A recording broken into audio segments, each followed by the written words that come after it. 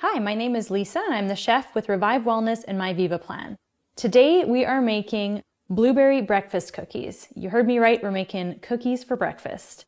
If you're looking for the full recipe, it can be found on myvivaplan.com, so check it out on there. It's a great recipe, easy to make, and super versatile. So you know the drill, let's just jump right in and get started. So the first thing you want to do is mash up a couple bananas, which I have done here already. So I like to do this on a plate with a fork so that I have a nice flat surface to work with and you can get at them a little easier.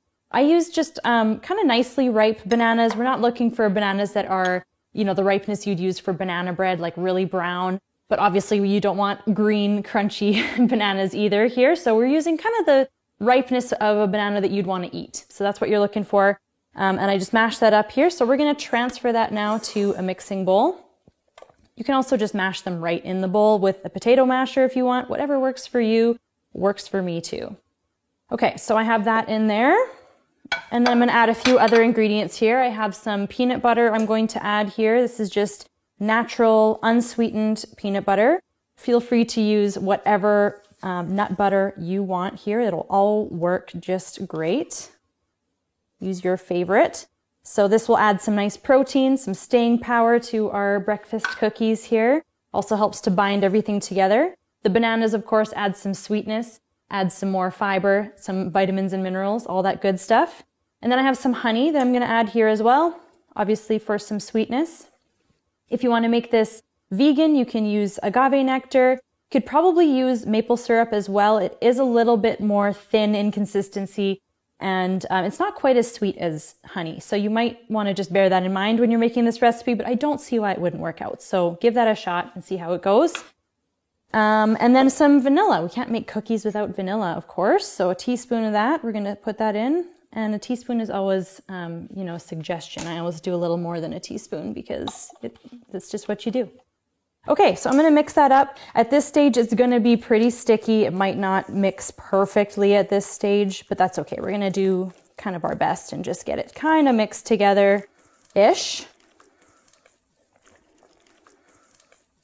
Okay, and now we're going to add some dry ingredients to our mixture here. I have some large flake oats. This is going to add some more great fiber to give it a bit more staying power for our breakfast cookie here.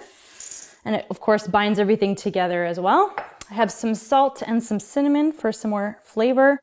Just sprinkle that over there as well. So now we're going to mix that together again until it kind of comes together. It starts to look like more of a dough at this stage. It's going to be pretty sticky, and that's okay. This is almost like a baked oatmeal bites, sort of. Very portable breakfast. Makes a great snack as well. It doesn't have to be eaten just at breakfast necessarily. You can use it for many different things. Okay, so we have that kind of mixed up here. Last two ingredients to add in, we have some pecans. So that's what's called for in the recipe. Use whatever your favorite nut happens to be. Any of them will work, or a mixture, that's great too. And then our blueberries, of course. You can use fresh or frozen. I'm using frozen today, and if you're using frozen as well, make sure not to thaw them first. You want to use them frozen. You can also probably use dried. I can imagine that would work as well. Never tried that myself, but I don't see why it wouldn't work. So we're going to mix that together. You want to be pretty careful here. Blueberries tend to kind of bleed their color around a lot in these kinds of mixtures, so it's okay. If it turns a little bit blue, whatever, it'll still taste great. Your best is good enough for me. So just try your best and that's fine. Okay, so we're going to mix this up. It's going to be pretty sticky, pretty thick. That is kind of what it's supposed to be like. So no fear. Okay, that's all done here. It looks like a cookie dough. Now, normally when I make cookies, I like to use like a cookie scoop or a portion scoop so I can have kind of consistent size dough balls here. But I like to make my breakfast cookies a little bit larger than a cookie scoop would normally be. So I'm just going to use a regular spoon from my cutlery drawer here, and I'm going to just free form it. So we're going to kind of go with that size. It's going to be very sticky, and we're just going to kind of free form it here into whatever shape we want. I believe this recipe makes about 16 cookies. We're going to eyeball it and try and aim for that. If it's a little more or a little less, that's okay. And so I have another cookie sheet over there. We're gonna do about 8 per cookie sheet.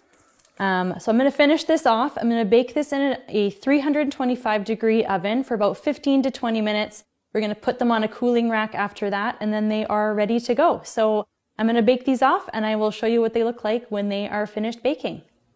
All right, the cookies have finished baking, and I have them cooling on a cooling rack here. Once they're finished cooling fully, you just wanna store them in an airtight container, separate the layers with a bit of wax paper or parchment paper, and they should keep on the countertop for a few days. If you can't get to them within a few days, which I don't think is gonna be a problem, but if you can't, you can just pop them into the fridge and they'll last a little bit longer in there. They also freeze really well, so try doubling or even tripling this recipe. They don't take very long to thaw, so if you need a quick grab and go breakfast, if you're heading out to the office or to school or maybe to the gym and you need a quick breakfast for after your workout, these work really well for that. So let me know if you try these at home. I hope that you enjoy them. And as always, thank you for watching. We'll see you next time.